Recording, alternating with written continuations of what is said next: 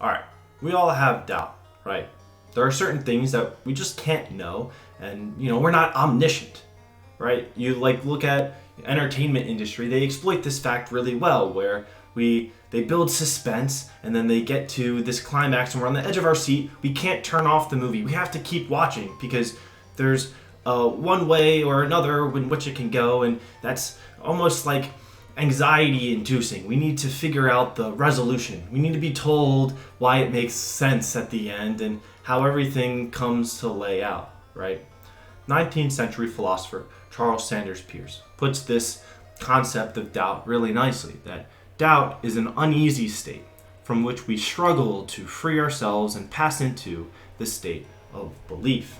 And so hopefully to help us with this anxiety of the unknown, we can look towards John Dewey, the main hero of our video. And his whole thing was trying to grapple with the meaning of meaning to fully... Okay, well, that was a little bit ridiculous. He makes a great example of a rock. A rock is very well defined in our heads. We don't need to spend time thinking about the definition of a rock. It's just, that's what it is. I know what it is and what it isn't, and that's fairly obvious. There is no doubt involved with this, right? But it might have certain traits such as some scratchings on it. It's a rock with scratchings, right? And all of a sudden, if we ask ourselves something like, how did the scratches get there? We come to find that there's this deeper meaning behind the rock, right? There's the fairly obvious parts, which are its features and what it is. Those are fairly simple. But once we look at why and the bigger questions about how the rock relates to its environment, there was some process which manifests itself onto the rock to create the little scratches, right? And once we consider that and consider the context as a whole in which it exists, then we get this deeper, juicier meaning. And lots of times, we're asking the question, we have the doubt about the scratches. And so these abstract ideas, which aren't rooted in any specific trait, it's this greater design and process. These are the subjects of our doubt. He puts it nicely that at the end of his rock example, that our power to think effectively depends upon possession of a capital fund of meanings, which may be applied when desired. So ideally, if we have a bunch of meanings in our head, they're kind of like tools, right? And then we use those to apply to the abstract thing, because we don't want just arbitrary for the sake of arbitrary. If we have an abstract idea like, the glacial things, glacial bodies which create friction that scratches rocks, that we understand that on a very abstract level, but we might not be able to apply that to the real world, right?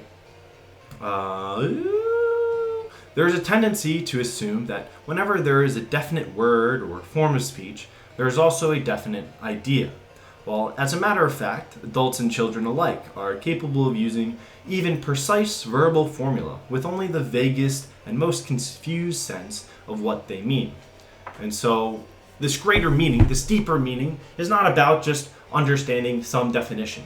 My last video of machine learning is okay, you can look up the definition of machine learning, but that doesn't really help you in understanding the full, deeper idea of how it relates to everything, right? And so what we're trying to get at is the application of these confusing things to make them less confusing. You might just have jargon that represents it, right? And people love to spit jargon about, oh, I know this thing because this is how you would talk about it. But you really need to break it into your own world and your own life, the things that are obvious to you, to create a form of the idea, because the abstract things are usually in the form of ideas, and concrete are more perceptions, right? And you need to extract it into these easier cubes, I guess. They're not cubes, but you know what I mean. And Bloom's taxonomy represents the complexity of meaning very well. It was made after John Dewey died, but I feel like this is his whole thing. It's a little pyramid, and it's not enough just to remember and understand a concept. You need to fully apply the concept and be able to evaluate it to have a higher order understanding of its meaning specifically. like this idea of breaking down an abstract idea into its concrete pieces and seeing how it relates is this exact idea of like synthesis, of creating a definition using very familiar and practical pieces, right? There cue Einstein's quote of, if you know something fully, then you can explain it to a 6-year-old, right? This idea of a definition, a good definition, should just be a amalgamation of different clear things that represent the abstract thing. The breakdown, as John Dewey would put it, is very playful. It's not something that is very practical in nature. You think about like a car, and you think about, how does a car work? The very shallow meaning of a car is like, okay, you turn the wheel and you press gas pedal, put some gasoline in, it goes from A to B, and that's like the point of a car. And so you understand its shallow meaning, and that gets you like 99% of all of the practical purposes you could have for a car. You don't need to know the processes which relate the parts of the car together, which makes it a coherent vehicle. You don't need the beautiful design of cars, right? You just need to know how it works.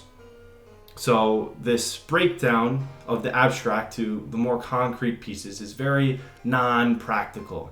You can't just throw that whole part of it away though, because you have the things that you want, the very practical. John Dewey would say this is work, right? Things that are practical, you do it just to get the outcome. It's just a means to an end is the work, whereas the play is an end in itself. There's usually some purpose to asking why for some specific gain.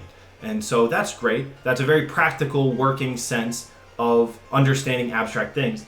But in order to get stronger, to be able to flex your thinking muscles, as John Dewey said, we need to have a robust understanding and meaning of multiple things in order to break down ideas. So even if it's for a practical purpose, we need to practice non-practical thinking in order to get to the great end, which is strong inferences based on real and familiar information.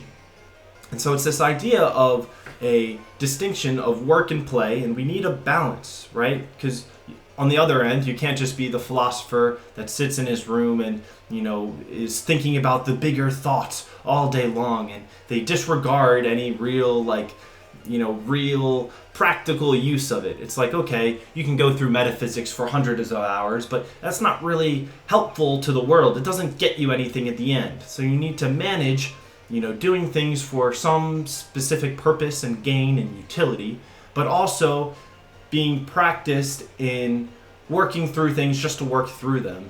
And so this disconnect will allow you to process and better dispel your doubt. Yeah, dispel your doubt. That's the whole thing, right? So, yeah. Okay, thanks. Bye. See you later. Goodbye. Okay.